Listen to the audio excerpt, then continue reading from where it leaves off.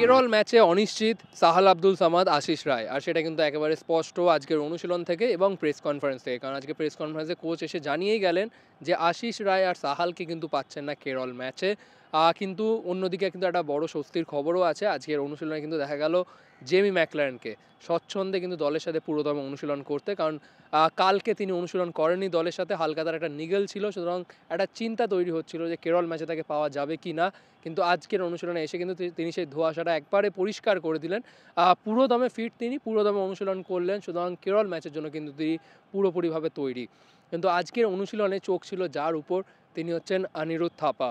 কেরল ম্যাচে হয়তো তাকে প্রথম একাদশে দেখা যাবে না, বাট খুব সম্ভবত তাকে হয়তো কেরল উড়িয়ে নিয়ে যেতে পারে, বেঞ্চে থাকতে পারে অনিরুদ্ধ থাপা। তার কারণ আজকের অনুশীলনে অনেক দিন পর, দীর্ঘদিন বাদে, কারণ সেই ডার্বির আগে কিন্তু চোট পেয়েছিলেন থাপা, দীর্ঘদিন বাদে পুরো ফিট হয়ে দলের সাথে, দলের ফুটবলারদের সাথে কিন্তু পুরোদম অনুশীলন করলেন অনিরুদ্ধ থাপা। বল ট্রেনিং থেকে শুরু করে ম্যাচ প্র্যাকটিস সবেতেই কিন্তু ইনভলভ ছিলেন অনিরুদ্ধ থাপা, যেটা কিন্তু একটা বড় পজিটিভ ফর মোহনবাগান।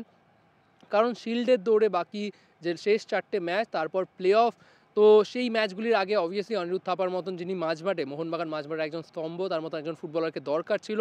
সুতরাং তিনি ফেরত আসায় কোচ মলিনা কিন্তু একটা স্বস্তির নিঃশ্বাস ফেলবে, এটাতে বলাই বাহুল্য। আজকের অনুশীলন থেকে বাকি যে গুরুত্বপূর্ণ আপডেট, সেগুলো হচ্ছে অবভিয়াসলি আজকে ওয়ার্ম আপ এবং বল ট্রেনিংয়ের পরই কিন্তু শুরু করে দিয়েছিল ম্যাচ প্র্যাকটিস।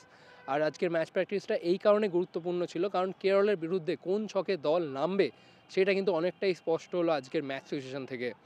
সেটা হচ্ছে আশিস রায় এই ম্যাচে নেই, তার জায়গায় দীপেন্দু বিশ্বাসই খেলবে, কারণ আজকে সেটাই সেই জায়গাটাতে টম আর অ্যালবার্টোর পাশে কিন্তু দীপেন্দুকেই খেলাচ্ছিলেন কোচ মলিনা। আর প্রশ্ন ছিল মাঝ মাঠটা কী হবে, যেহেতু সাহাল আব্দুল সামাদ চোটের কারণে এই ম্যাচে বাইরে, আপুইয়ার পাশে কে খেলবেন। আপুইয়ার পাশে দীপক টাংরিকে আজকে মাঝ মাঠে দায়িত্ব দেওয়া হয়েছিল, সুতরাং কেরলের বিরুদ্ধে খুব সম্ভবত দীপক আর আপুইয়ার ঘাড়েই থাকতে পারে মাঝ মাঠের দায়িত্ব। বাট সামনের দিকের জায়গাটা গ্রেগ স্টুয়ার্ট, যিনি অ্যাজ আ প্লে মেকার খেলেন, তিনি কিন্তু কার্ড সমস্যার কারণে কেরল ম্যাচে নেই, সুতরাং তার অ্যাবসেন্সে এই গুরুদায়িত্ব থাকবে কিন্তু জেসন কামিংসের ঘাড়ে।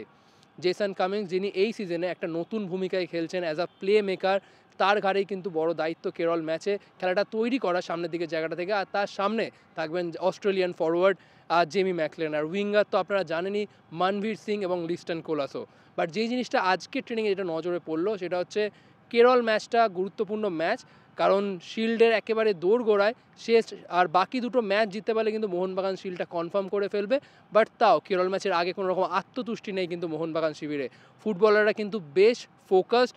আর তা সত্ত্বেও খুনসুটির কিন্তু কোনো কমতি নেই ফুটবলারদের মধ্যে, কারণ আজকে ট্রেনিং শেষে যখন শুটিং প্র্যাকটিস হচ্ছিল, তখন কিন্তু খুনসুটিতে মারতে দেখা গেল সুভাষিস বসু এবং জেসন কামিংসদেরকে। আর সেই শুটিং প্র্যাকটিসে আরেকটা জিনিসও লক্ষ্য করা গেল, সেটা হচ্ছে গোল কনভার্সন রেট, বক্সের মধ্যে বা বক্সের বাইরে যে সামনের যে রিজনটা থেকে গোলের লং রেঞ্জার যে শর্ট প্র্যাকটিস, সেটাও কিন্তু ভালো মতন সেরে নিলেন মলিনা। কারণ আজকে দেখা গেল জেসন কামিংস থেকে শুরু করে ডিমি পেট্রাটস, সুভাষিস বোস, সবাই কিন্তু একে একে করে জোরালো শট রাখলো গোলে। যেখান থেকে একটা জিনিস পরিষ্কার, যে কেরল ম্যাচে নামার আগে নিজেদের অ্যাটাকারদেরকে নিয়েও কিন্তু যে কাজটা গোছানো, সেটা কিন্তু অনেকটাই গুছিয়ে নিলেন মলিনা ব্রিগেড।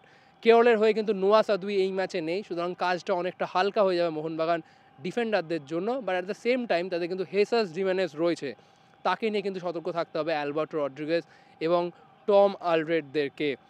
সুতরাং কেরলের বিরুদ্ধে, কেরলের ঘরের মাঠে ম্যাচটা অবভিয়াসলি কঠিন হবে, কিন্তু মোহনবাগানকে আজকের অনুশীলন যেভাবে তাদেরকে দেখা গেল, যতটা ফুরফুরে, যতটা ফোকাসড অনুশীলনে, যেভাবে আজকে ঘাম ঝরালেন, সেখান থেকে কিন্তু একটা জিনিস পরিষ্কার, যে কোনো রকম আত্মতুষ্টিতে ভুগতে চায় না তারা। তাদের চোখে একটাই লক্ষ্য, সেটা হচ্ছে কেরলের বিরুদ্ধে 3 পয়েন্ট নিয়ে নেওয়া। এই মুহূর্তে কেউ শিল্ডের নিয়েও ভাবছেন না কত পয়েন্ট নিলে শিল্ড কনফার্ম হবে, কতটা ম্যাজিক ফিগার, এই সমস্ত কিছু কিন্তু মানে জানেন না মোহনবাগান ফুটবলাররা এবং মোহনবাগান হেড কোচ। তাদের এখন একটাই পরবর্তী লক্ষ্য, কেরলের ঘরের মাঠে ভালো ফুটবলকে খেলে 3 পয়েন্ট নিয়ে কলকাতায় ফিরে আসা। আজকের অনুশীলন থেকে এগুলোই ছিল গুরুত্বপূর্ণ আপডেট। যদি আপনাদের ভালো লেগে থাকে অবভিয়াসলি লাইক, শেয়ার এবং সাবস্ক্রাইব করুন। আবার আপনার সাথে দেখা হচ্ছে পরবর্তী ভিডিওতে।